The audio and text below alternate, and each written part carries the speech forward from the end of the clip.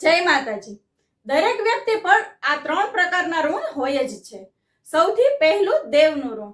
એટલા માટે ભગવાનને રોજે અર્ઘ્ય આપવું જોઈએ અને ઠાકોરજી ભગવાનને જે પણ માનતા હોય તેની સેવા પૂજા કરવી જોઈએ, એટલે તેના ઋણમાંથી મુક્ત થઈએ।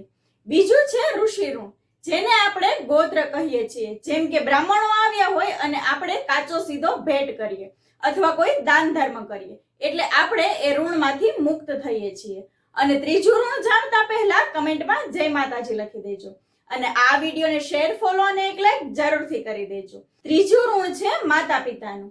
પિતાના ઋણમાંથી તો મુક્ત થઈ શકીએ છીએ, પણ માતાના ઋણમાંથી કોઈ દિવસ મુક્ત નથી થઈ શકાતું।